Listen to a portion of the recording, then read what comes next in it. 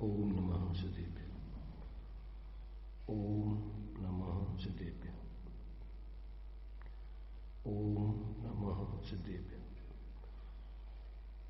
मंगलम भगवान वीरो मंगलम गौतम मंगलम कुंद कुंदाद्यो जैन धर्मोस्तु मंगलम सर्वमंगल मांगल्यम सर्वकल्याणकारकम प्रधानम सर्वधर्माणां जैनं जयतु शासनं जैनं जयतु शासनं वन्दितु सर्वसिद्धि ध्रुवमचलमणोभवं गतिं पत्ते बुच्छामि समय पाहुण विणमो सुदिके विनीमणिनम्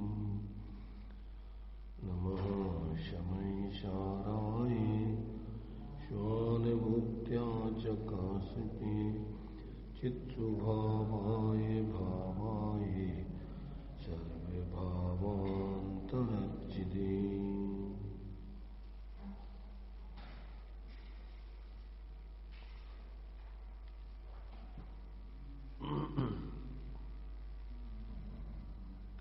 चर्चा अपनी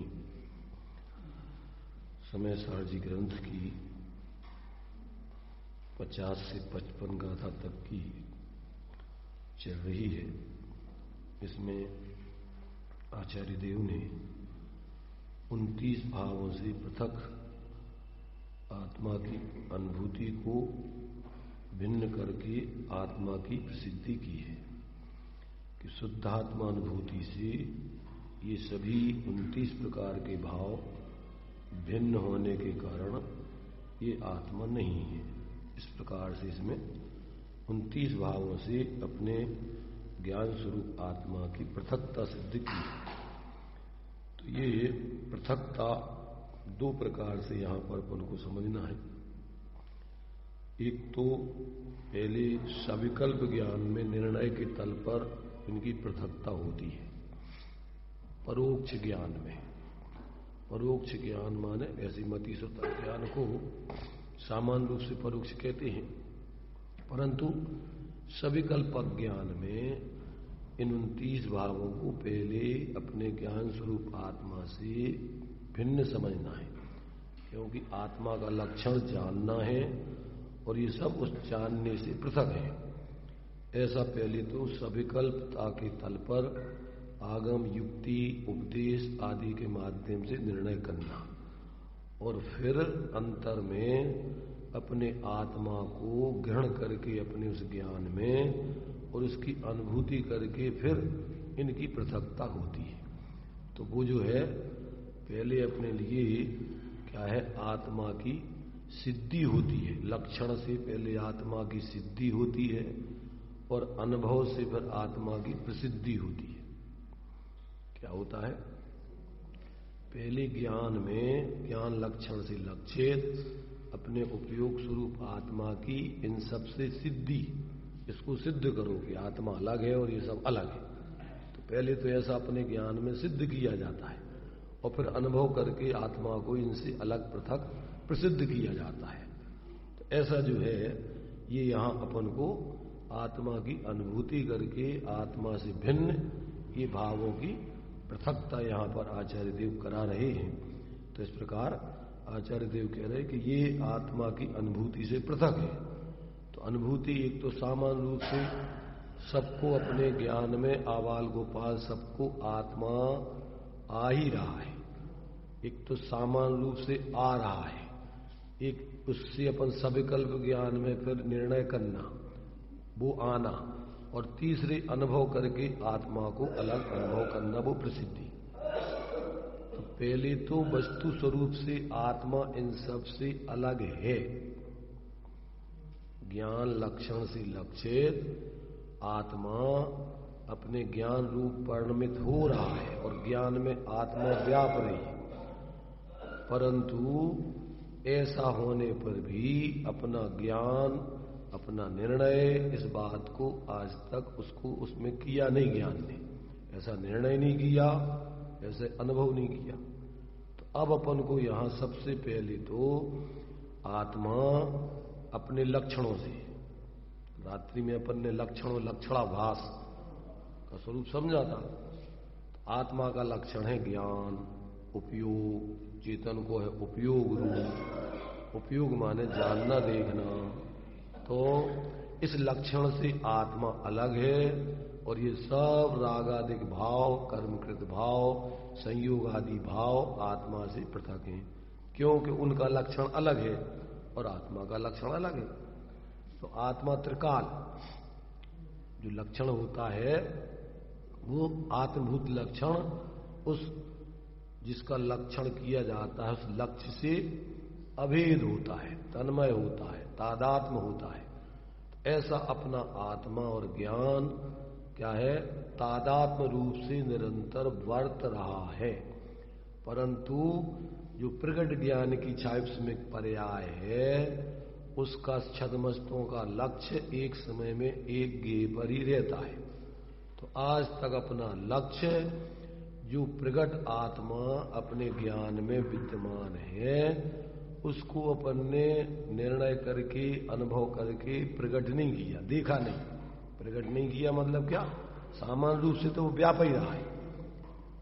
ज्ञान में आत्मा ही व्याप रहा है, ज्ञेय नहीं व्यापते, रागादिक नहीं व्यापते।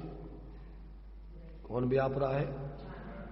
क्योंकि रागादिक का आश्रव का लक्षण रागादिक है, रागादिक आश्रव का लक्षण है, और स्पर्श रस गंध वर्ण पुद्गल का लक्षण है। इसलिए आत्मा का लक्षण ज्ञान है, उपयोग है। तो आत्मा तो अपने ज्ञान लक्षण से लक्षित है। तो अपन ने आज तक उस लक्षणों का निर्णय करके अलग अपन को, चूंकि मैंने जो अपने लिए लक्षण की परिभाषा क्या है, अनेक मिले हुए पदार्थों में से किसी एक पदार्थ को अलग करने वाले चिन्ह हेतु को लक्षण कहते हैं। तो अपन को आत्मा का लक्षण ज्ञान है, जानना है, देखना है, उपयोग है, और आश्रव का लक्षण रागादिक भाव है, और पुद्गल लक्षण, पुद्गल का लक्षण स्पर्श रस गंध वर्ण आदि है। तो अब अपन को इन लक्षणों से पहले तो उसको पहचानना कि जो जो ज्ञान है वो आत्मा, ज्ञान सो ही आत्मा। पहले तो ऐसा अपन को निर्णय करना, और ऐसा निर्णय करके फिर उस ज्ञान में जो आत्मा है, अब ये विकल्प, ये तो मन सविकल्प दशा में निर्णय होगा। अब सविकल्प दशा में अपन को ऐसा पहले परोक्ष ज्ञान में भाषित हो, और फिर अंदर में अपन अपने ज्ञान को, उपयोग को अपने ज्ञान स्वरूप आत्मा में निर्विकल्प होकर अनुभूति करें, तो फिर प्रसिद्धि होगी। सविकल्प ज्ञान में उसकी सिद्धि करो लक्षणों से, और अनुभव करके उसकी प्रसिद्धि होती है। मतलब प्रसिद्धि का क्या होता है? मतलब क्या है इसमें? मतलब का मतलब माने इससे और आगे कोई प्रसिद्ध, और इससे आगे कोई उसका स्थिति नहीं बन सकती। मैंने उसको अनुभव करके और उसको चखना, स्वानुभव पूर्वक उसको देखना, यही उसका उपाय है। इसके अलावा और कोई उसके लिए जानने का माने वास्तविक उपाय नहीं है। तो ये जब तक अपने लिए ऐसा आत्मा का निर्विकल्प अनुभव, अभेद होकर अनुभव, परिणति, द्रव्य और पर्याय का तादात्म्य होकर के उसमें, वैसे सामान्य रूप से तो तादात्म्य है, पर विशेष रूप से जो अपनी पर्याय है ज्ञान की, जब तक वो पर्याय स्वरूप की तरफ ढल के उसका अनुभव नहीं करती और उसके साथ में अपन को आनंद प्रकट नहीं, अनुभव में नहीं आता, तब तक आत्मा की प्रसिद्धि नहीं होती। आत्मा की प्रसिद्धि ज्ञानानंद स्वभाव। तो आनंद, अभी तक अपन सामान्य रूप से ज्ञान, तो ज्ञान लक्षण से लक्षित तो है, परंतु जिस समय उसकी अनुभूति होती है उसी समय उसमें रहने वाला आनंद प्रकट होता है। तो ज्ञानानंद सुधारस होंगे, घट अंतर न समावे, जब निज आत्म अनुभव आवे, तब और कुछ न सुहावे। तो ऐसा अपन को पहले तो इन सबके लक्षणों से, पुद्गल का लक्षण स्पर्श रसगंध वर्ण मनता पुद्गला, आश्रव का लक्षण रागादिक भाव, आश्रव दुख रूप है और आत्मा सुख रूप है। तो अभी तक अपन ने क्या है, उस सुख का, आत्मा का, वो सुख आत्मा में है, तो आत्मा का अनुभव करोगे तो उसमें से प्रकट होगा, अनुभव में आएगा। तो आज तक उसका अनुभव नहीं किया, इसलिए जीव को सुख नहीं मिला, सुखाभास में ही उसने भ्रम से सुख माना। पांच इंद्रिय के विषय आदि में प्रवृत्ति करके और उसमें ही काल्पनिक रूप से उसने, वे तो आचार्य कहते हैं इंद्रिय सुख सुख नहीं है, दुखी है, बाधा सहित है, सपरम बाधा संयम विच्छिन्नम बंध कारणम। तो ये तो क्या है, ये जो है आश्रव तो इस प्रकार से अनेक, अरे अपने उसका स्वरूप अलग है और अपने आत्मा का स्वरूप अलग है। तो ऐसे लक्षणों से जब तक अपन उसको नहीं समझेंगे तब तक अपन को आत्मा की प्रसिद्धि, आत्म प्रसिद्धि नहीं होती। इसलिए ऐसे यहां पर कहते, हमने आचार्य कह रहे कि शुद्ध आत्मा की अनुभूति से ये पृथक हैं। आचार्य देव ऐसी आत्मा की अनुभूति करते हुए, आत्मा को अपने ज्ञान में प्रसिद्ध करते हुए और उससे पृथकता बतला रहे, और सभी लोगों को भी आत्मा की इस प्रकार की पृथकता अनुभव करके होगी जब ही वास्तव में उसकी सही पृथकता है। अन्यथा 11 अंग 9 पूर्व तक के ज्ञान में तो जीव ने अनेकों बार सविकल्प दशा में, जो 9वें गिरिविक तक मुनिराज जाते हैं, उनको आत्मा का निर्णय नहीं हुआ है, पर विकल्प के तल पर, अनुभव के तल पर नहीं हुआ। वर्णन ऐसा करेंगे क्या हो जाएगा, लोगों को आत्मा का अनुभव हो जाए, ऐसा वर्णन करेंगे।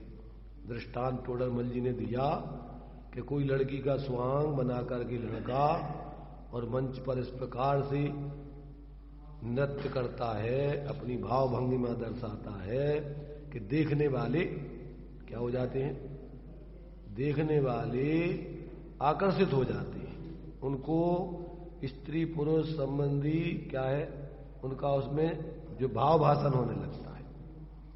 तो ऐसे ही जो है, जो जीव क्या है पात्र हैं, उनके आत्मा के स्वरूप का वर्णन करते समय वे आत्मा से जुड़कर और उसका अनुभव करने लगते हैं।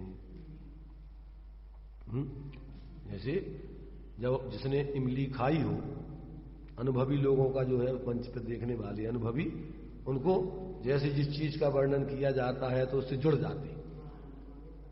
इमली खाई हो, इमली का वर्णन किया जाए तो खाने वालों के मुंह में से पानी झरने लगता है, परंतु जिसने पढ़ करके इमली का वर्णन कर रहा हो उसके मुंह में पानी नहीं आता है। उसने तो जैसा इमली का स्वरूप पढ़ा वैसा तुम्हारे लिए विश्लेषण कर रहा है। अधपकी इमली ऐसी होती है, खटमिठी लगती है, जब उसको खाओ तो बहुत मजा आता है। तो जो खाने वाले हैं जिनने खाई हो तो उनके मुंह में पानी झरने लगता है। शायद कैसे, जिसको पढ़ करके बोल रहा उसको तो भाव भाषण है ही नहीं ना, ये तो मिथ्या दृष्टि साधु की बात कर रहे हैं। 11 अंग 9 पूर्व तक के जो मुनिराज हैं जिनको अनुभव नहीं है, तो वे स्वरूप का वर्णन ऐसा करते हैं कि जो अनुभवी हैं उनको अंदर में अपने स्वरूप में जुड़ करके अनुभव होने लगता है। इसलिए ये तो अनुभव की बात, जब तक अच्छा वर्णन शब्दों में वर्णन करना विकल्प में अलग चीज है, और उसका भाव अनुभव करके और फिर बोलना अलग चीज। तो ऐसा यहां पर आचार्य कह रहे हैं कि हम तो अपनी शुद्धात्मा की अनुभूति से इन सबको पृथक देखते हैं। तो ये यहां पर अपन को इस 29 भावों से आत्मा की अनुभूति, आत्मानुभूति पृथक है, अनुभूति पृथक है, आत्मा पृथक है इनसे, ऐसा यहां पर पृथकता सिद्ध कर रही है। तो यहां पर ने जो है जयसेनाचार्य देव की टीका के माध्यम से 128 पेज तक अपन पढ़ रहे थे। यहां पर उनका जो है यहां तक आ गए थे अपन कि वीर अंतराय कर्म की क्षयोपम से, नीचे का पैराग्राफ है 27 पेज का। वीर अंतराय कर्म की क्षयोपम से उत्पन्न होने वाली मन वचन काय की बरगणा के आलम्बन से कर्म ग्रहण करने को हेतुभूत जो आत्म प्रदेशों का परस्पंदन कंपन है, लक्षण जिनका, ऐसे योग के स्थान, आत्मा में जो प्रदेशों का परस्पंद होता है वो वीरांतराय कर्म की क्षयोपशम पूर्वक और मन वचन काय की बरगणा माने पुद्गल की मन वचन काय के उनका अवलंबन लेकर के, और आत्मा का जब अपन सोचते हैं, बोलते हैं, शरीर से उपयोग उसमें जोड़ करके क्रिया करते हैं, तो आत्मा के प्रदेशों में जो परस्पंदन होता है वो योग स्थान है। वो अनेक प्रकार का योगों का परिणमन होता है। जिस जिस जाति की मिथ्यात कसाय आदि के भाव होते हैं वो योगों का परस्पंद भी उसी जाति का होता है। इसलिए कर्मों का आश्रय बंध भी उसके अनुकूल होता है। जैसे भावपूर्वक योगों की प्रवृत्ति होती है उसी प्रकार से कर्मों का आकर्षण होकर के उनमें बंध पड़ता है। मिथ्या दृष्टि के योगों की प्रवृत्ति अलग होगी, सम्यक दृष्टि के योगों की प्रवृत्ति अलग होगी। इसलिए उसको सम्यक दृष्टि को 41 प्रकृतियों का आश्रय बंध नहीं होगा। जो परिणामों की तुम्हारी साथ में मलिनता चल रही है, उस मलिनता से योगों से कर्म आते हैं और मलिनता से बंधते हैं। तो जो मिथ्यात अनंतानुबंधी आदि की मलिनता है तत्संबंधी प्रकृतियों का बंध होगा, और मिथ्यात अनंतानुबंधी जन्य मलिनता नहीं है तो तत्संबंधी उसके लिए कर्मों का बंध नहीं होगा। ये ऐसे ही सहज निमित्त नैमित्तिक संबंध है। जैसे शरीर में जैसी चिकनाई लगी हो धूल उसी प्रकार से चिपकती हो उतने समय को लेकर के, और अगर चिकनाई नहीं हो तो अगर अपन धूल उचटे शरीर में लगे परंतु वो चिपकेगी नहीं। ऐसे ही बिना कसाय की मन वचन काय की प्रवृत्ति तो होती है परंतु उससे कर्म बंधते नहीं है। कर्म वर्गणाएं तो हैं तो वो आती तो हैं परंतु बंधती नहीं, आई और गई। ईरिया पताश्रव बोलते उसको, आया और गया, उसमें बंधन नहीं होता। पर जैसी जैसी तुम्हारे परिणामों की मलिनता है, मिथ्यात में भी तीव्र मिथ्यात, अनंतानुबंधी में भी तीव्र अनंतानुबंधी, कृष्ण लेस्या जन, तो उससे तीव्र स्थिति अनुभाग वाले कर्म बनेंगे और उससे एक मिथ्यात पूर्वक की अनंतानुबंधी की मंदता वाले 9वें गृह तक जा रहे, और एक अनंतानुबंधी की मिथ्यात की तीव्रता वाले गृह मिथ्यात वाले 7वें नरक जा रहे। राजा श्रेणक ने तीव्र मिथ्यात पूर्वक तीव्र कसायों से 7वें नरक की आयु बांधी,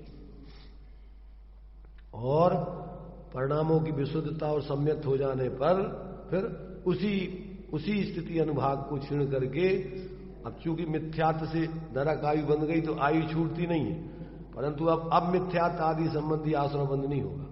अब तो जो पूर्व में बंध गया अब तो उसमें और स्थिति अनुभाग परिणामों की विशुद्धि से होता रहा, पर आयु नहीं छूटती, इसलिए नरक तो जाना पड़ा। पर 7वें नरक से घट करके स्थिति पहले नरक की रह गई। कहां 33 सागर और कहां सिर्फ हजारों में 84,000 वर्ष। ये परिणामों की विशुद्धि का कमाल है।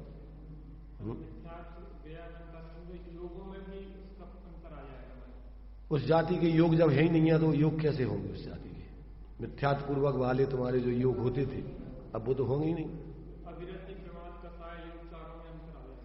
सब में अंतर आता है। जिस समय तुम्हारा मिथ्यात जाता है तत्संबंधी कसाय, तत्संबंधी अवृत्ति, तत्संबंधी प्रमाद माने कसायों की मलिनता, स्वरूप की असावधानी, तत्संबंधी असावधानी, और आगे के लिए तुम्हारे तत्संबंधी कसाय तो गई अनंतानुबंधी। तो ये योगों की प्रवृत्ति भी तत्संबंधी। अभी जो अपन मिथ्यात पूर्वक कुगुरु कुदेव कुशास्त्र आदि के बहुमान आदि करने का उनका सोचते थे, उनके बारे में स्तुति करते थे, उस संबंधी क्रिया करते थे, तत्संबंधी आश्रय होता था, तत्संबंधी बंध होता था, अब वो सब खत्म। इसलिए तुम्हारे अंदर के परिणामों से तुम्हारा जो है सब निमित्त नैमित्तिक संबंध, मन वचन काय की प्रवृत्ति का, उसके निमित्त से कर्मों के आश्रय का और उसी के आधार पर बंध का, ये सब चलता है। 24 घंटे अपने परिणाम क्या चल रहे हैं, उससे निरंतर कर्मों का आश्रय बंध हो रहा है। परिणामों की अंदर मलिनता जैसी चल रही, तो अब बाहर में कौन देख रहा कौन, उससे कोई लेना देना नहीं। तुम्हारे अंदर में जो चल रहा है उसका परिणाम तुम वर्तमान में भी भोग रहे हो और आगे भी तत्संबंधी कर्मों का आश्रयबंध होकर और उसका संयोग आदि रूप में और बाहर की परिस्थिति के रूप में तुम्हारे लिए वैसा भोगना पड़ेगा। और वर्तमान में भी आत्मा के इस प्रकार की मलिनता से अपने स्वभाव का विघात हो रहा है, तो वो स्वभाव की प्रगटता का आनंद जो आना चाहिए वो नहीं हो रहा है। इस प्रकार से ये अपन को ये 29 प्रकार के जो भाव हैं ये आत्मा के स्वभाव से भिन्न हैं, ये आत्मा नहीं है। ये अपन को इनसे भेद विज्ञान करना पहले तो कि वास्तव में ये जो अपना अनादिकाल से अपने स्वरूप को भूल के अपन इनमें 24 घंटे रच पच रहे हैं, तो उससे ज्ञान से समझेंगे तो उससे अपन विरक्त होंगे, मध्यस्थ होंगे और फिर अंतर में अपने ज्ञान लक्षण से उपयोग को एकाग्र करके और अपने स्वरूप को देखेंगे तो अपना स्वरूप अनुभव में आएगा। तो ये वीरंतराय कर्म के क्षयोपशम से उत्पन्न होने वाले मनोवचन काय की बरगणा के आलम्बन से, माने ये अपना ही उपयोग, अपना ही वीर उसका आलम्बन करता है। ताकत अपनी वीर की खुद की लग रही है काय में, शरीर की प्रवृत्ति में, वचन के सोचने में, मन के वचन के बोलने में और शरीर के मन से सोचने में, ये सब आत्मा का उसमें सामर्थ्य जुड़ रहा है। तो ये वीर अंतराय कर्म का क्षयोपशम और मन वचन काय की बरगणाओं का उससे आलम्बन और उससे कर्मों को ग्रहण करने की को हेतुभूत जो आत्मा के प्रदेशों का परस्पंद है, लक्षण जिसका, ऐसे योग स्थान वो भी आत्मा का स्वरूप नहीं है। योगों की परस्पंद रूप प्रवृत्ति वो आत्मा का स्वरूप नहीं है। प्रकृति, स्थिति, अनुभाग और प्रदेश रूप 4 प्रकार के बंद स्थान, जो प्रकृति बंद, प्रदेश बंद, स्थिति बंद, अनुभाग बंद जो पुद्गल में पड़ता है वो भी आत्मा का स्वरूप नहीं। और सुख दुख रूप फल के अनुभव रूप जो कर्म, जो अपन ने कर्म बांधे थे, साता साता वेदनी आदि, उसके उदय में जो अपने लिए मोह के माध्यम से पुण्य पाप के उदय में जुड़कर और जो सुख दुख के भाव होते, अच्छा लगना बुरा लगना, ये भी क्या है, कर्म का फल। तो ये इसको क्या बोलते हैं, सुख दुख रूप फल के अनुभव रूप उदय स्थान है। और ये उदय स्थान है, ये भी आत्मा का स्वरूप नहीं है। और गति आदि मार्गणा स्थान, ये सर्वी शुद्ध निश्चय से जीव के नहीं है। किस कारण से जीव के नहीं है? क्योंकि ये सभी पुद्गल द्रव्य के परिणाममय होने से आत्मानुभूति से भिन्न है। ये आत्मा की अनुभूति में, आत्मा में नहीं है और आत्मा की अनुभूति में भी पर्याय में ज्ञान में भी नहीं भाषित होती। जब आत्मा की अनुभूति करो तो ये अपन को भाषित नहीं होती। तो ये आत्मा में नहीं है, आत्मा से भिन्न है, ये पुद्गल परिणाममय है, ये पुद्गल से तादात्म्य संबंध रखते, उससे जुड़े हुए। तो इस प्रकार से यहां पर कहते हैं कि ये आत्मा से भिन्न है, ये आत्मा नहीं है। अब जीव के साथ कुछ काल तक रहने वाले स्थितिबंध स्थान, कर्मों का जीव के साथ जितनी कसायों की स्थिति होती है उसके आधार पर एक निश्चित समय तक कर्म आत्मा के साथ बंधे रहते, एक क्षेत्रावगाही संबंध। तो वो जो बंध स्थिति बंध स्थान है, कसाय के उद्रेक, उस कसाय के माने उदय आने पर और जीवन में जुड़कर के जो कसाय की प्रवृत्ति करता है, ऐसे आत्मा के उद्रेक रूप संकलेश स्थान और कसाय के मंद उदय रूप विशुद्धि स्थान, जो मंद कसाय के परिणाम है, जो तीव्र कसाय के परिणाम है, ये सब कसाय और कसाय की क्रमशः हानि रूप संयम लब्धि स्थान, कसाय की हानि रूप ये संयम लब्धि स्थान है। ये सर्व ही शुद्ध निश्चय नय से जीव के नहीं है। किस कारण से जीव के नहीं है? क्योंकि ये सर्वी पुद्गल द्रव्य के परिणाममय होने से शुद्धात्मानुभूति से भिन्न है। संयम लब्धि स्थान क्या है? कसाय की क्रमशः हानि। तो आत्मा का स्वरूप कसाय भी नहीं तो उसकी हानि भी उसका स्वरूप नहीं, तो उसकी जो हानि हो रही है वो भी आत्मा का स्वरूप नहीं। इसलिए ये सब आत्मा की अनुभूति से पृथक जानो। किस कारण से जीव के नहीं? क्योंकि ये सभी पुद्गल द्रव्य के परिणाममय होने से आत्मा की अनुभूति से भिन्न है। अब बादर स्वयमे इंदी बीती चौरिंदी असन्निसन्नीणम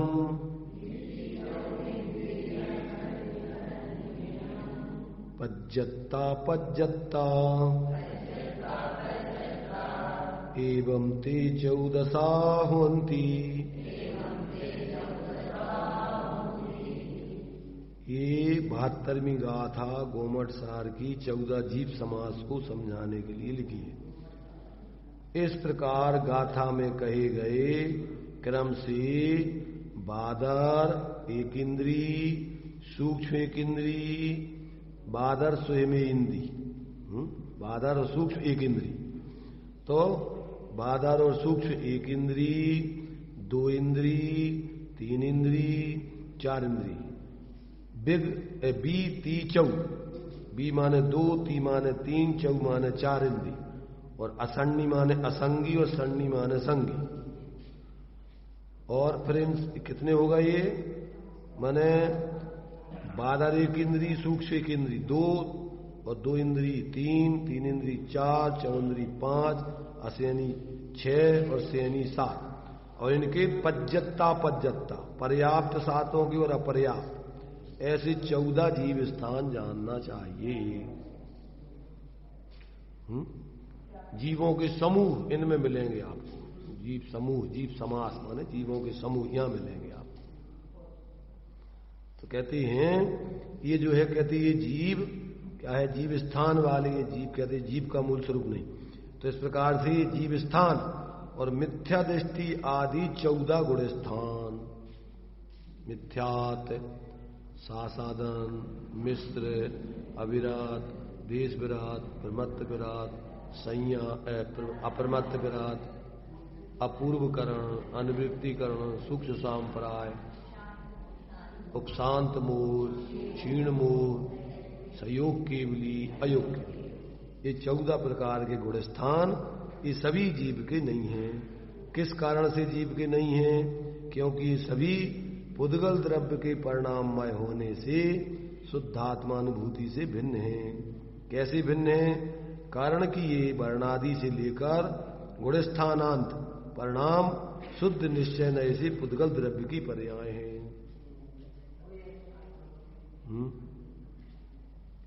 अब यहां पर अंत में इनको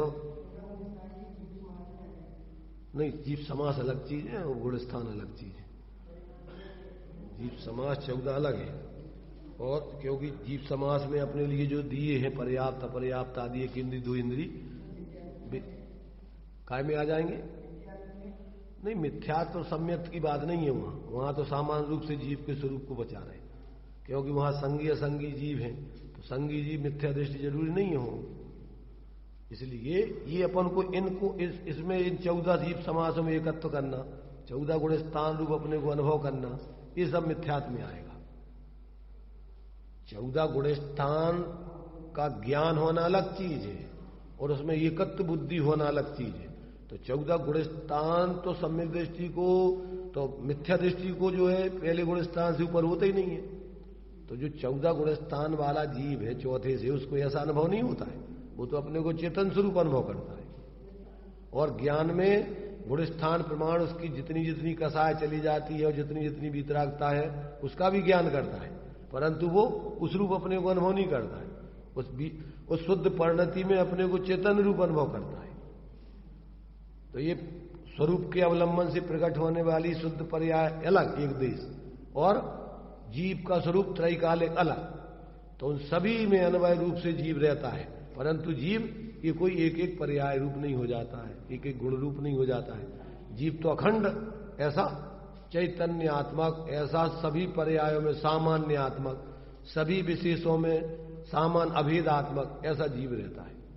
भेदों में अभेद रूप से, विशेषों में सामान्य रूप से, अनित्य में नित्य रूप से, ऐसा जो है वो अन्वय रूप से सब में ज्यों का त्यों रहता है। ऐसा वो जीव जो है वास्तव में ये सब संयोग, संयोगी भाव और पर्याय और एक एक गुण, ये जीव नहीं है। उनमें जीव द्रव और गुण और पर्याय में अतद्भाव है। कथनचित ये उससे भिन्न है, जीव द्रव अलग है और ये अलग है।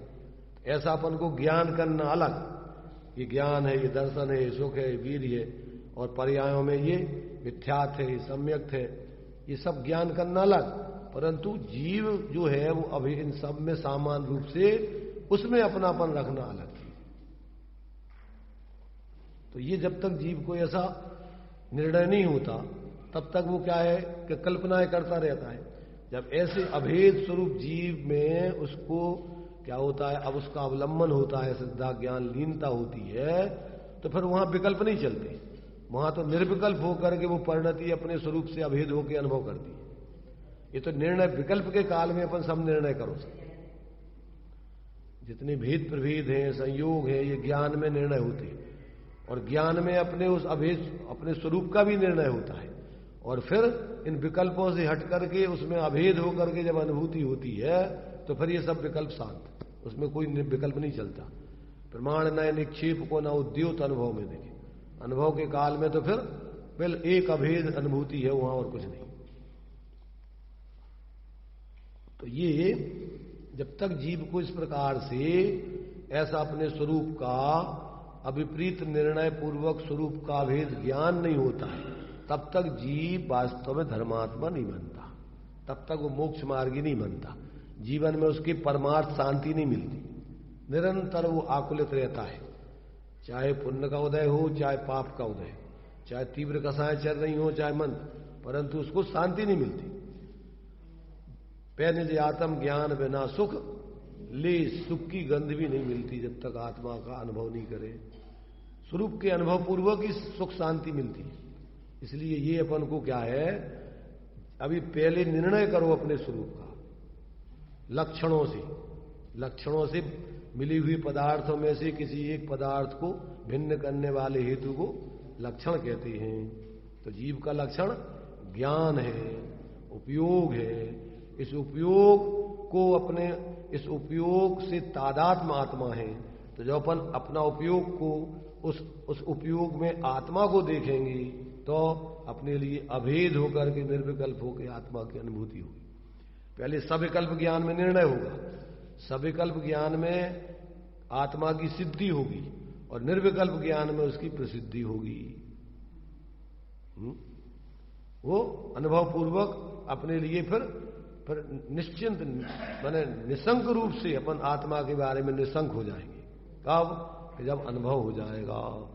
जब तक अनुभव नहीं होता तब तक अपन अनुमान से, आगम से, उपदेश आदि से विचार तो करते रहते, परंतु जब तक अनुभव नहीं हो जाएगा तब तक तुम्हारा वो ज्ञान प्रमाणिक नहीं होगा, सम्यक ज्ञान नहीं होगा, तुम्हारा श्रद्धांत सम्यक नहीं होगा, तुम्हारा आचरण सम्यक नहीं होगा। कब तक? जब तक स्वरूप अनुभव नहीं होगा। स्वरूप अनुभव से ही मोक्ष का मार्ग चालू होता है निश्चय। अनुभव चिंता मणिरतन, अनुभव है रसकूप, और अनुभव मार्ग मोक्ष को अनुभव।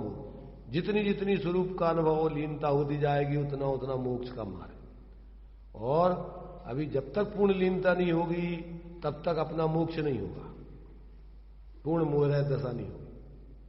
तो ये अपन को यहां इस बात को आचार्य स्पष्ट कर रहे हैं कि भैया तुम्हारा स्वरूप। अब ये तात्पर्य वृत्ति में अंत में भावार्थ देते हैं। अब ये भावार्थ क्या कह रहे देखिए, यहां यह भावार्थ है कि सिद्धांत आदि शास्त्रों में अशुद्ध पर्यायार्थिक नय से अंतरंग में होने वाले जो रागादिक भाव हैं तथा बहिरंग में शरीर के वर्ण की अपेक्षा से जो वर्णादिक भावों को जीव कहा है, परंतु यहां अध्यात्म शास्त्र परमागम में शुद्ध निश्चय नय से उनको वर्णादि गुणस्थानांत भावों को जीव मानने का निषेध किया है। इस प्रकार दोनों ही जगह अर्थात आगम और अध्यात्म में नए विभाग की विवक्षा से विरोध नहीं है। क्या नहीं है? अगर आप विवक्षाओं को समझो तो इसमें कोई विरोध नहीं है। विरोध नहीं है का मतलब क्या? जो अपने लिए संयोग का ज्ञान कराना है, जो अपने एक क्षेत्र उगाई वाले संयोगों का ज्ञान कराना है, बाहर के संयोगों का ज्ञान कराना है, अंदर में होने वाले संयोगाधीन विकारी परिणामों का ज्ञान कराना है, तो आपके लिए क्या उपचार से, असद्भुत व्यवहार से, उपचरित सद्भुत व्यवहार से उनको जीव का कहेंगे। अभेद दृष्टि से उनको जीव ही कह देंगे। क्रोधी जीव, मानी जीव, मायाचारी जीव, लोभी जीव, मनुष्य जीव, त्रियंश जीव, नारकी जीव, एक इंद्री जीव, दो इंद्री जीव। ये क्या कर दिया? अपन को उस संयोग से अभेद करके उपचार से जीव कह देते। जैसे घी का घड़ा, जिस बर्तन में घी रखा रहता है उस बर्तन को भी उसी का कह देते, परंतु वास्तव में विचार करो तो घी अलग है, बर्तन अलग है। इसी प्रकार जो भाव आत्मा पर में जुड़ करके विकारी भाव होते हैं, तो वो विकारी भाव भी चूंकि आत्मा की पर्याय में हो रहे हैं, इसलिए उसको भी अपन पर्यार्थक नय से अभेद दृष्टि से आत्मा कह देते हैं, परंतु वास्तव में आत्मा तो ये आश्रव आदि भावों से पृथक है। जैसे जब शरीर में कोई बीमारी हो जाए तो अपन कहते हैं हम बीमार हो गए, बीमार है। डॉक्टरों के पास जाओ तो मरीज नंबर 1, 2, 3 नंबर डाल दिए जाते पलंगों पर, नंबर 1 मरीज आओ। क्या होता? तो ऐसे ही जो है अपन को आत्मा में होने वाली बीमारी से अभेद करके उस आत्मा को बीमारी कह देते, क्रोधी, मानी, मायाचारी, लोभी कह देते, परंतु वो उसका स्वरूप नहीं है, वो तो उसकी बीमारी है, उससे अलग हो सकती है। तो ऐसा अपन को उसका ज्ञान कराने के लिए कि अभी आत्मा की परिणति में क्या दोष चल रहे हैं, उन दोषों का ज्ञान कराने के लिए पर्यार्थक नय से उसको अपन आत्मा का ही और आत्मा कहते हैं। तो ये अपन को ज्ञान, पर मूल आत्मा क्या है कि मूल आत्मा तो वास्तव में ज्ञान लक्षण से लक्षित ऐसा इन सबसे पृथक आत्मा का स्वरूप है। तो जब तक अपन ऐसा समझेंगे नहीं तो अपन क्या है, इन्हीं में उलझ करके और भ्रमित बने रहते हैं। अपना मूल स्वरूप समझ के इन शरीर आदि से, संयोगी भाव आदि से पृथक आत्मा का अनुभव करके सच्चा मोक्ष मार्ग, जिसको अपन स्वास्थ्य बोलते हैं, स्वस्थपना, अपने जीवन में स्वस्थता का अनुभव नहीं करते। क्या करते हैं? निरंतर पराधीनता, बीमारी का अनुभव करते रहते, रागी, द्वेषी, मोही, क्रोधी, मानी, मायाचारी, आकुलित, निरंतर आकुलता आकुलता आकुलता, एक क्षण भी निराकुलता का अनुभव नहीं करते। तो ये अपना स्वास्थ्य नहीं है, ये क्या है? ये तो अस्वास्थ्य है, बीमारी है। तो इस बीमारी को ही जीव अपना स्वरूप मान के रात दिन उसी में लगा रहता। तो यहां कहते भैया तेरा स्वरूप ये है, और उसके स्वरूप के अवलंबन से तेरी परिणति में स्वस्थता जो आती है वो अलग है। ये तेरी बीमारी है, पराधीन वृत्ति। और जब तू अपने स्वरूप का अंदर में उस परिणति को, उस अपने स्वरूप को देखेगा, उसमें स्थिरता करेगा, तो ये बीमारी खत्म होगी और तेरा स्वास्थ्य, स्वा में स्थित पने वाला परिणाम, जिसको अपन व्यवहार में पर्याय का धर्म बोलते हैं। एक तो अंदर में तुम्हारे वो उस स्वाभाविक शक्ति और उसकी व्यक्ति फिर पर्याय।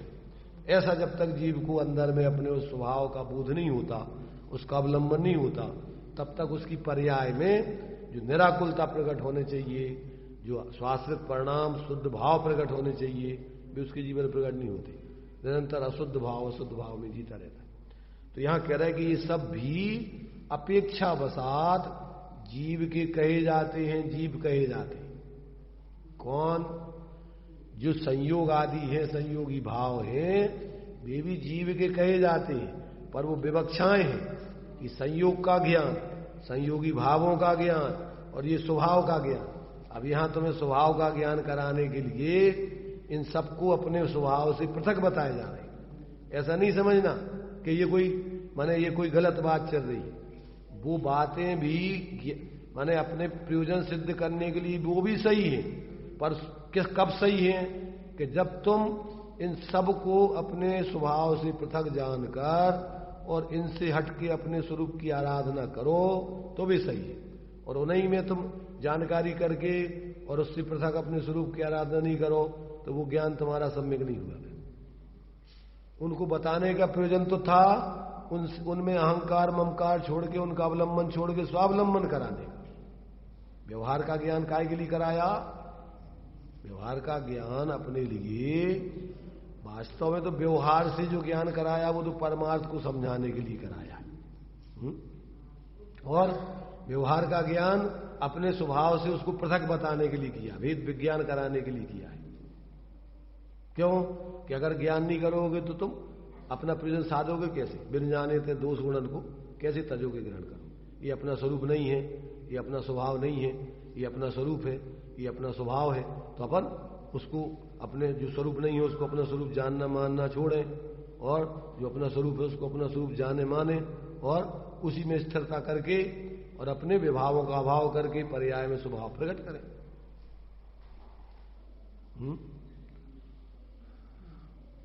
आर्या समझ में कुछ? राम कहानी है ये।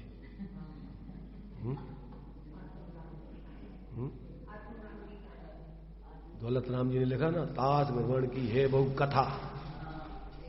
ये आत्मा राम की कहानी है, कथा। समय सार में भी दिया है कहानी, सब बस्वी काम भोग बंद कथा। सबने कथा सुनी है, पर उस एकत्र भक्त आत्मा राम की कथा नहीं सुनी। अब आचार्य कह रहे हम तुम्हें उसकी कथा सुनाएंगे। तम यत बेहत्तम दायेम अपणों सभी वीणे यदि दाये जित माणम चुक्के छलम न गे तब्बो। यदि हम उस आत्मा राम की कथा सुनाकर तुम्हें आत्मा को दिखा सकें तो देख करके स्वीकार करना, और नहीं दिखा पाए या नहीं देख पाओ तुम तो छल ग्रहण मत कर लेना। यदवा तदवा आत्मा को मान के अथवा निषेध करके कि भैया सब झूठी बातें हैं, ऐसी बात यह तो है ही नहीं है, दिखता तो है ही नहीं, ऐसी बातें कर रहे तुम। ऐसे छल ग्रहण मत कर लेना कुछ भी यदवा तदवा माने। इसलिए आचार्य यहां कह रहे भैया सुनो, समझो, दौल समझ सुन चीत सयाने चेत जा। अब चेत जा, जाग जा। बहुत हो गया तुझे सोते सोते समय, काल व्यतीत हो गया, तो अब तो कम से कम जाग।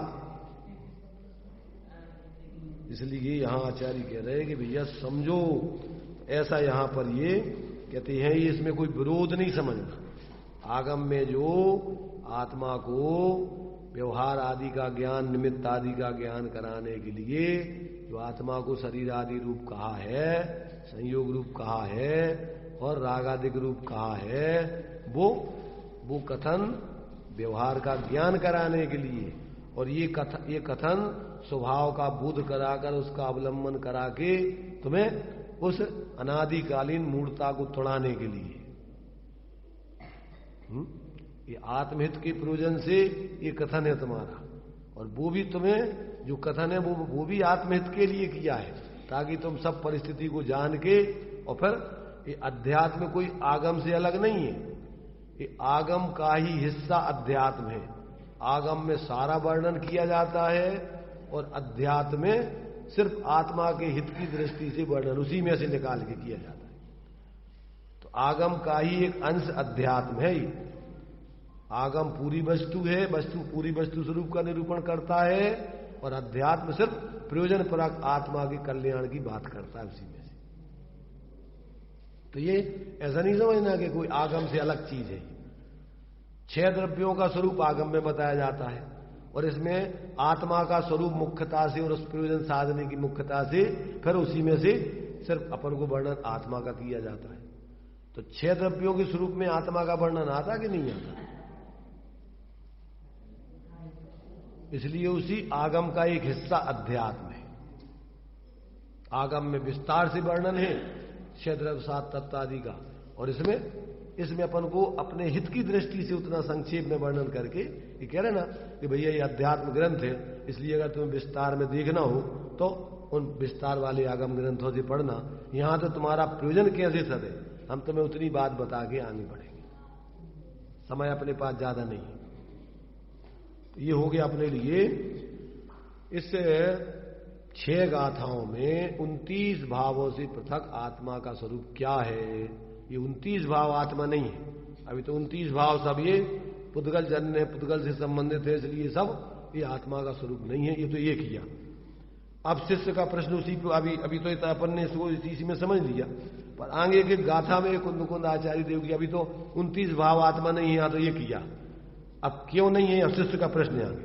अब शिष्य पूछता है कि यदि यह वर्णादि भाव जीव के नहीं है तो अन्य सिद्धांत ग्रंथों में ऐसा कैसे कहा गया कि वे जीव के हैं। अभी अपन ने इसमें टीका में तो टीकाकारों ने लिख दिया, अभी कुंद आचार्य देव ने नहीं बताया। कुंद आचार्य तो गाथाओं में बता रहे हैं, तो उन्होंने तो अभी 29 भाव आत्मा ने ये बता दिया। तब शिष्य को प्रश्न हुआ कि शास्त्रों में तो लिखा हुआ है कि ये सब आत्मा है, तो फिर कैसे लिखा शास्त्रों में। अब उसके लिए गाथा लिख दी उन्होंने 56वीं गाथा। व्यवहारेण दुएदे जीवस्य हवन्ति वर्णमादिया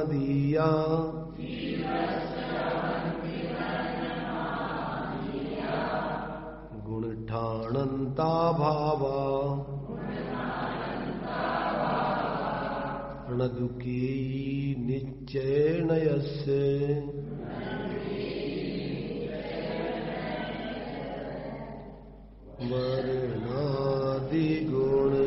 वर्णादिगुणस्थानान्त भाव जीव के व्यवहार से पर कोई भी भाव नहीं है जीव के निश्चय से।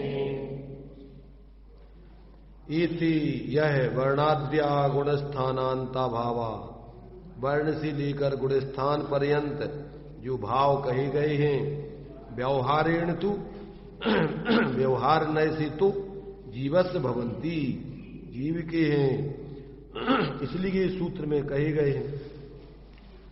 तू किंतु निश्चय नय से, निश्चय नय के मत में केचित ना, उनमें से कोई भी जीव के नहीं है। यहां व्यवहार नय पर्याय आश्रित होने से सफेद रुई से बना हुआ वस्त्र जो कि कुसुम्बी यानी लाल रंग से रंगा हुआ है, ऐसे वस्त्र के औपाधिक भाव लाल रंग की भांति पुद्गल के संयोगवश अनादि काल से जिसकी बंद पर्याय प्रसिद्ध है, ऐसे जीव के औपाधिक भाव वर्णादि का आलम्बन लेकर प्रवर्तमान होता हुआ वह व्यवहार नय दूसरे के भाव को दूसरे का कहता है, और निश्चय नय द्रव्याश्रित होने से केवल एक जीव के स्वाभाविक भाव का आलम्बन लेकर प्रवर्तमान होता हुआ दूसरे के भाव को किंचित मात्र भी दूसरे का नहीं कहता, निषेध करता है।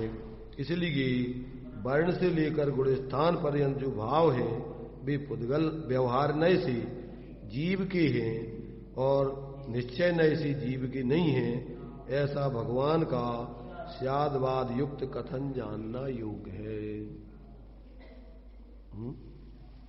क्या कह रहे? ये निश्चय व्यवहार वस्तु स्वरूप को समझने के लिए है, और समझ करके फिर अपना प्रयोजन साधने के लिए जो अपना निश्चय से बताया हुआ आत्मा का शुद्ध स्वभाव है उसको उसका अवलंबन करके पर्याय में अपन को सम्यक दर्शन ज्ञान चारित्र की सिद्धि करना चाहिए। काय के लिए बता रहे सब? स्वभाव काय के लिए बता रहे, विभाव काय के लिए बता रहे, पर और परभाव काय के लिए बता रहे।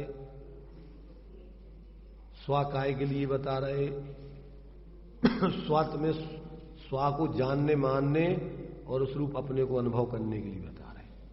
पर काय के लिए बता रहे, उसको पर जानकर उससे मध्यस्थ रहने के लिए बता रहे। और विभाव का ज्ञान क्यों करा रहे, उसको छोड़ने के लिए करा रहे।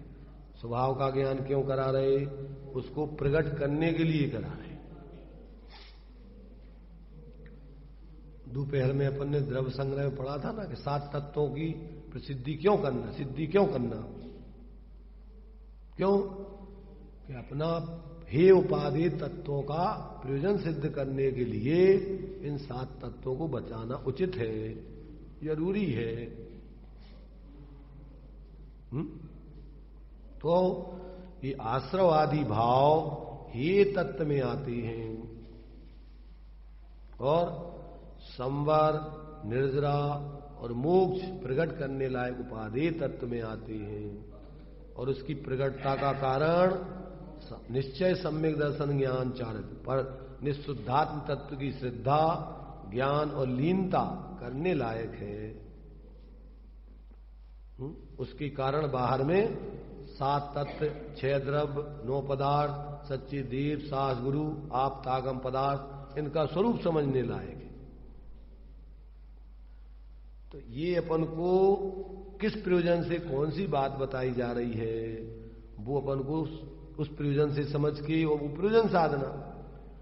स्व का ज्ञान अपने को अपने रूप जानने मानने, अपने अनुभव करने को। पर का ज्ञान पर को पर जानकर उसमें अपनापन नहीं करना, अपने रूप नहीं जानना, उसका लक्ष्य नहीं करना, अवलंबन नहीं करना। और स्व जानकर जब उसका अवलंबन करोगे तो संवर, निजरा तत्व, मोक्ष तत्व प्रकट होंगे। पर को पर जानकर उनका अवलंबन छोड़ोगे तो आश्रव बंध तत्व का अभाव होगा। पर्याय में अनादिकाल से चलने वाले मिथ्या दर्शन ज्ञान चारित का अभाव होकर स्व को स्व जान मानकर अनुभव करके सम्यक दर्शन ज्ञान चारित की सिद्धि करके अपने प्रयोजन की, सुखी होने के प्रयोजन की सिद्धि करोगे।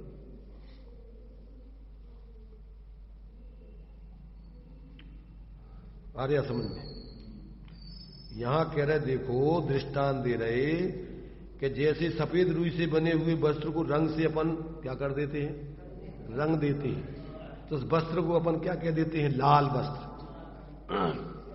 वस्त्र कैसा है, लाल क्या है,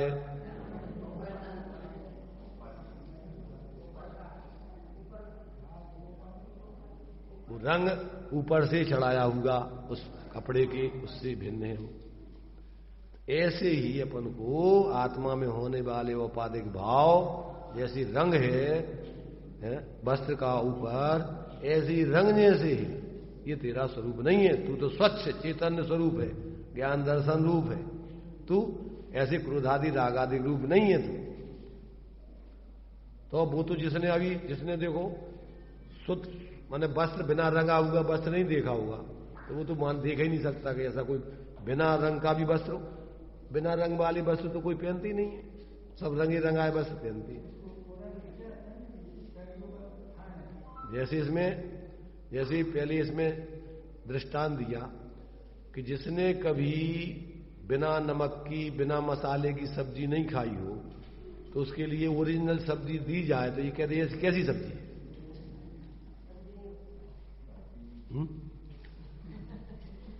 जबकि अभी तक अपन ने सब्जी का स्वाद नहीं लिया शुद्ध।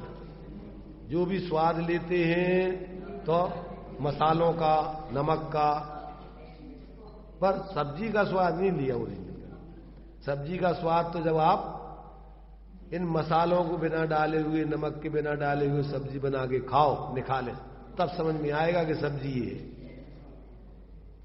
ऐसे जब अपन इन घियों से और राग आदि भावों से पृथक अपने ज्ञान स्वरूप आत्मा को अंदर में निखालिस देखें तो समझ में आएगा। अभी तक अपन निरंतर अपने को स्त्री, पुरुष, बालक, वृद्ध, सब अमीर, गरीब, ये सब इसी रूप अनुभव करते रहे। आज तक अपन ने निखालिस आत्मा को अनुभव किया ही नहीं। अटपटा लगता है कि ऐसी भी कोई आत्मा होती है क्या? ऐसी भी आत्मा कोई हो सकती है? बिना शरीर के, बिना राग आदि के? ऐसी भी कोई आत्मा होती है क्या? अभी तक उनको इसमें विश्वास ही नहीं आता क्या कि बिना शरीर के आत्मा रहती, बिना शरीर के ही आत्मा है, अभी भी बिना शरीर के ही है, अभी भी उसका स्वभाव राग आदि से रहता ही है। जब तक अपन को क्या है, अभी पहले तो जिनने अनुभव की ऐसी आत्मा को अनुभव किया है, भगवान सर्वज्ञ ने ऐसी आत्मा देखी है, ज्ञानियों ने अनुभव करके कही है। जब तक अपन को अपनी बुद्धि से ऐसा निर्णय करके पहले युक्ति तर्क से समझोगे नहीं विकल्प के तल पे, तो निर्विकल्प होकर स्वरूप का अनुभव कैसे करोगे? तो पहले तो अपन को ये बात जमने चाहिए कि यार ऐसा ज्ञान स्वरूप राग आदि से भिन्न आत्मा का स्वरूप है वास्तव में। अब आज तक अनुभव में नहीं आया तो अपन को अनुभव करके देखना चाहिए। शरीर आदि राग आदि से भिन्न आत्मा ज्ञान स्वरूप आनंदमय है, तो अब उसको अब तुम देख सकते हो। तुम्हारे ज्ञान में ऐसी सामर्थ्य सुपर प्रकाशक शक्ति है, तो अपने ज्ञान में अपने उस शक्ति का सदुपयोग करके देखो तो तुम्हें दिखाई देगी पृथक आत्मा। आचार्य कह रहे हमने देखा है अनुभव करके, और तुम भी देख सकते हो, तुम्हारे अंदर भी ऐसी सामर्थ्य। ये अपन को प्रेरणा दे रहे, इसलिए कहते ये सब कथन व्यवहार के, परमार्थ ऐसा नहीं है। तात्पर्य क्या है? तात्पर्य व्यक्ति में भी पूर्वोक्त सिद्धांत ग्रंथों में वर्ण आदि भावों को व्यवहार से जीव के कहे गए हैं, और यहां समय प्रावृत्त में निश्चय से उन्हें जीव के मानने का निषेध किया गया है। इसी अर्थ को यहां दृढ़ करते हैं। ये वर्णादि गुण स्थानांत भाव पर्याय व्यवहार नए से जीव के हैं, परंतु निश्चय से वे कोई भी जीव के नहीं है। इस प्रकार निश्चय व्यवहार के समर्थन रूप से गाथा पूर्ण ही विवक्षा बता दी उसने। फिर से इससे प्रश्न करता है कि वर्णादि निश्चय से जीव के क्यों नहीं है?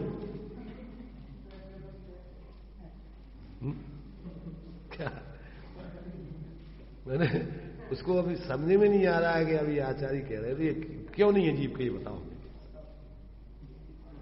है? इसका कारण कहिए कि वे जीव के क्यों नहीं है। तो अब उसका कारण ये कही है कि अनुभूति से पृथक। देखो आगे दिया इसमें, ये देही असंबंधो जहेव जहेव क्षीरोदगम मुणे दब्बो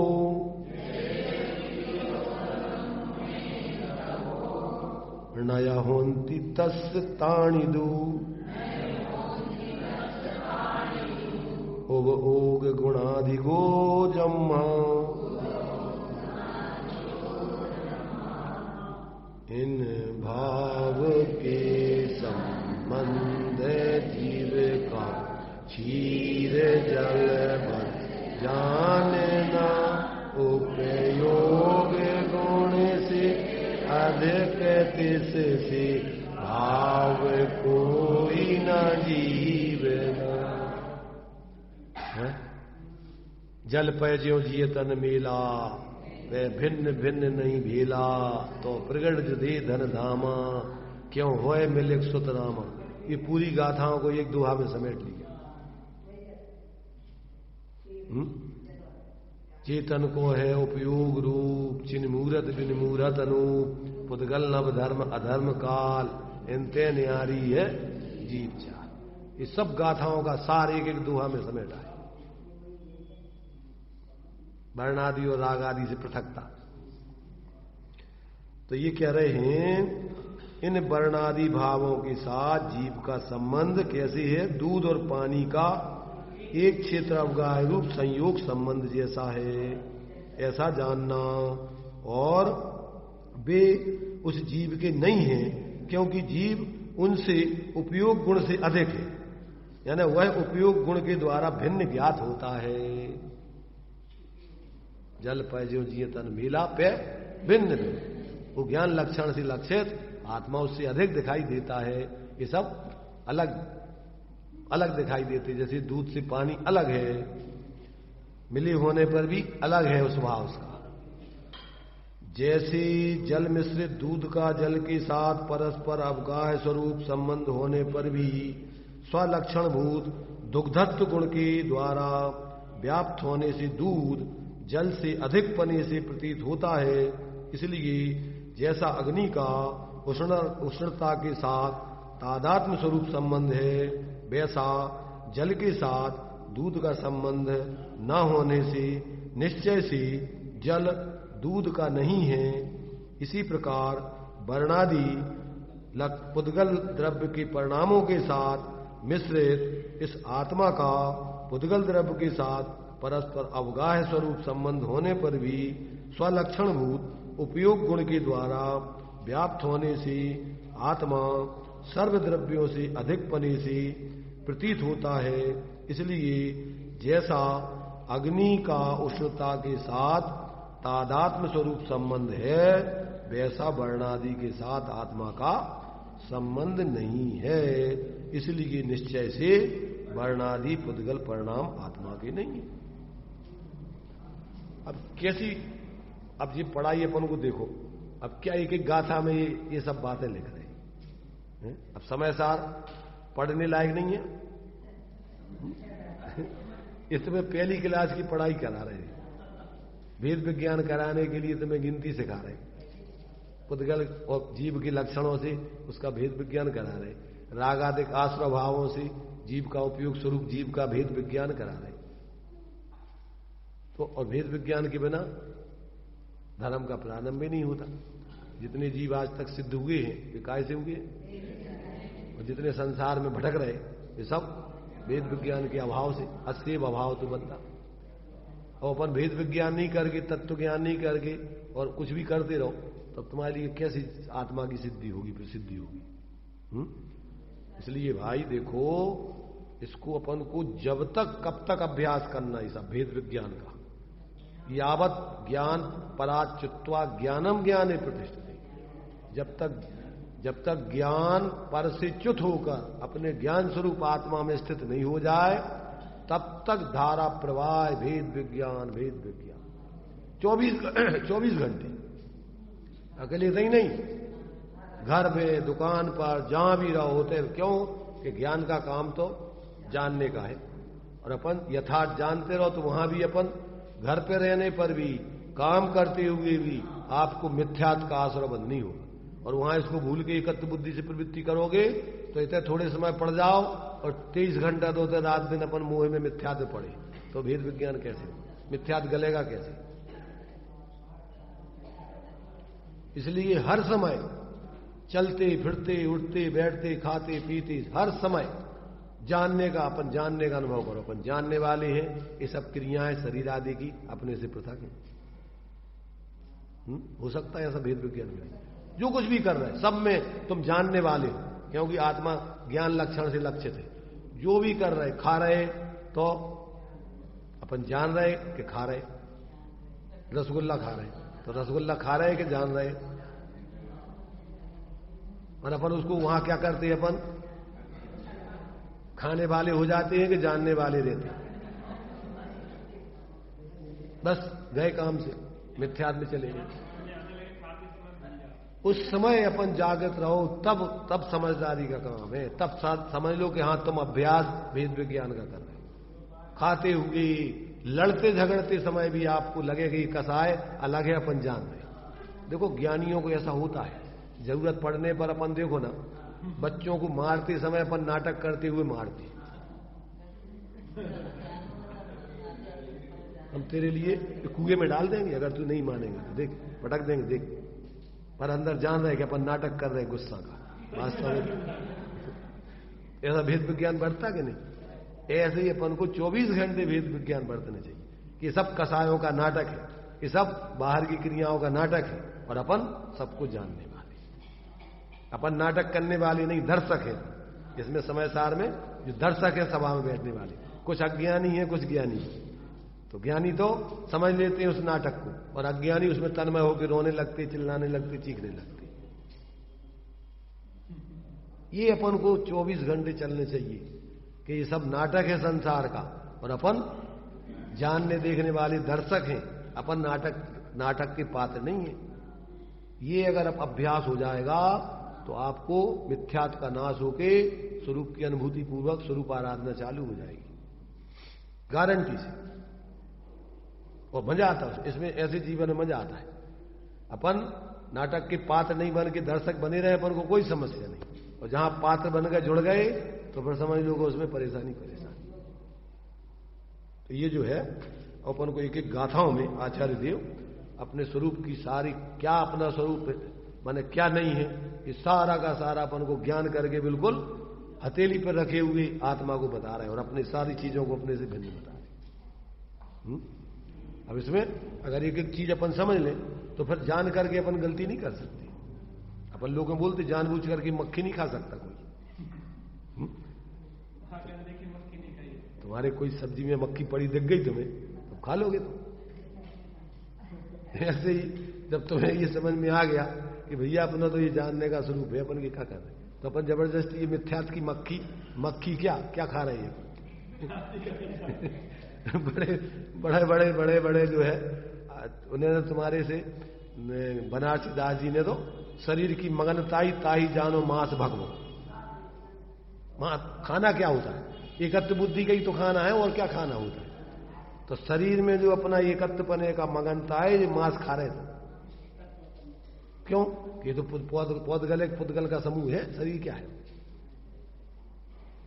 इसलिए ये अपन को निरंतर अपन समझे अपने ज्ञान में, सब नाटक संसार का, ये सब कसायों का नाटक, ये सब संयोगों का परिवर्तन, ये सब जानकर अपन जानने वाले दर्शक बन के जिए तो आचार्य गारंटी ले रहे 6 महीने तक अभ्यास करो तो नियम से तुम्हें आत्मबोध हुए बगैर रहेगा नहीं। और 6 महीने तो जयचंद जी ने तो भावार्थ में लिखा 6 महीने तो बहुत होता है, जिसको माने कठिन लगे और हीन पुरुषार्थ हो, अंतर्मुहूर्त में तो केवल ज्ञान हो जाता है, सम्यक तो कहते बहुत छोटी सी बात है। तो ये अपन को यहां इन सब गाथाओं में अपन को आत्मा का स्वरूप क्या नहीं है क्या है ये स्पष्ट कर रहे हैं आचार्य देव। तो ये अभी अपना 29 भावों से आत्मा की पृथकता बताने के लिए ये जो है, और ये जो भी अपन को कथन किए जाते हैं रागादिक को, जो 29 भावों को जीव का कहा जाता है, जीव कहा जाता है, वो सब व्यवहार का ज्ञान कराने के लिए है, वो अपना स्वरूप जानने मानने के लिए नहीं। इसलिए व्यवहार जाना हुआ प्रयोजनमान है, परंतु उसमें एकत्व नहीं करना, आमपना नहीं करना। चलिए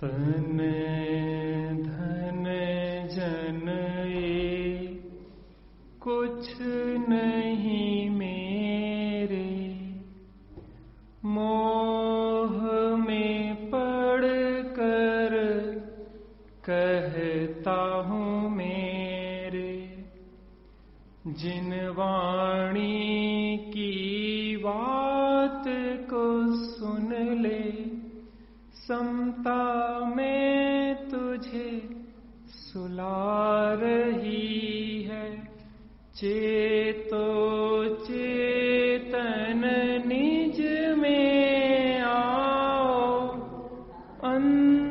अंतरात्मा बुला रही है। अंतरात्मा बुला रही है कि अब भी चेत जाओ, अभी भी समय है, फिर कोई चेताने वाला भी नहीं मिलेगा।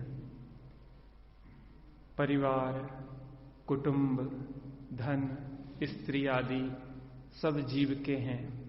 किस नय से?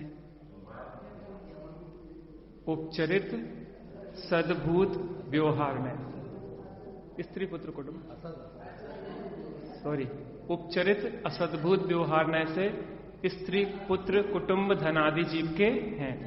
शरीर जीव का है, अनुपचरित असद्भूत व्यवहार नय से। मोह राग द्वेष आदि भाव जीव के हैं, उपचरित सद्भूत व्यवहार नय से।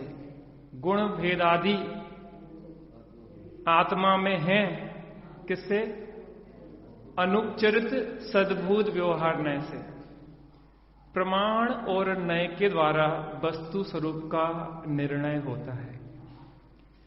तो पहले समझें कि कहां किस विविक्षा से कौन सा कथन है। स्त्री पुत्र कुटुंब जीव के हैं, तो यह उपचरित कथन है। कौन सा उपचार है? संयोग के भी संयोगी हैं। असंश्लिष्ट संबंध है। शरीर का कैसा संबंध है? संश्लिष्ट संबंध, एक क्षेत्रावगाही संबंध है।